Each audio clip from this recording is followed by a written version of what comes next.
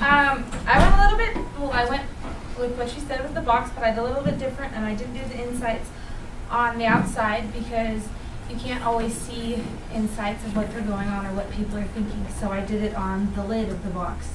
It's always, it should be on the top of your head, on the, the top. So I did it on the top. This is what I have.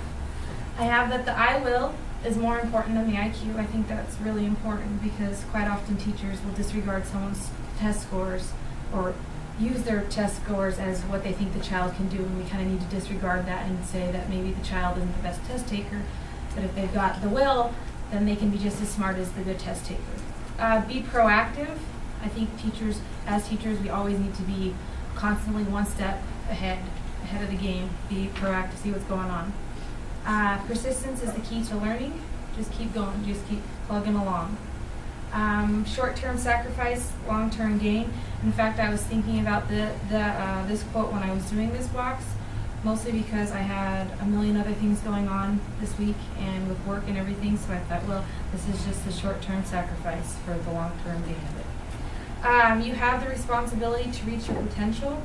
I think that's one quote that I want to have up in my classroom someday, that I think that everyone needs to know that everyone needs to take a sense of responsibility and focus it on yourself and see what I can do with this, not what the teacher can do for me, but what the teacher's telling me, how I can use that and take responsibility for it. Tell those who have impacted your life thanks. I loved that one.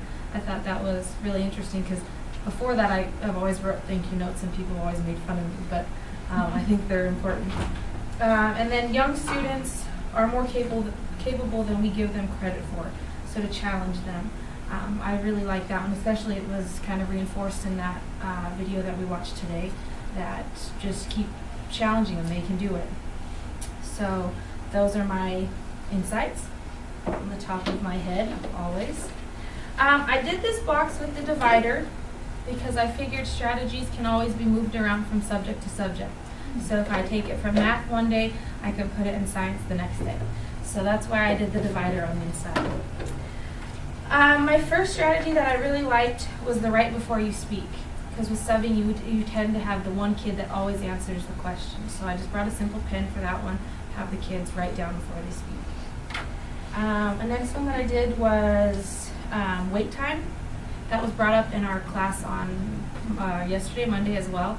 How important, how much more class participation it'll bring if you just wait a few seconds longer. So wait time.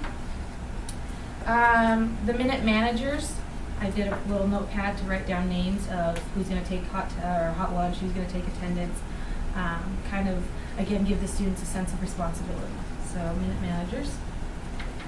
I also brought in a thank you card for the thank you notes, as well as the insights as a strategy, because then they themselves can learn how to write a thank you note, so it can be writing practice as well.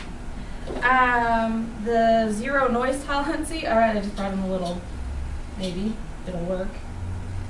Well, it's a bell. It does work. So there's the bell. This one might be stretching it a little bit, but I brought in silly bands. They're quite popular with the little kids now for stations, because it starts off as one thing. So if it starts off as Erin by herself, but when then it's put together with mind, it becomes a totally different thing. So, and then they all work together. So these are the silly bands for stations or group talk. I like that. I brought in, well, I didn't really bring in a light bulb. I drew a light bulb for cue and prompt, because it's kind of if you give them cues, if you prompt them with something else, then the light bulb can come on. We don't just have to tell them the answer. We can wait for them to figure it out. And lastly, I did the Tabula Rasa shirt, but I did it on a baby's shirt because I figured it all starts off, like everybody starts off as little, and then as we get bigger, you develop your own individualized, person. I mean, babies are different too, but I'm saying it's the concept of it all.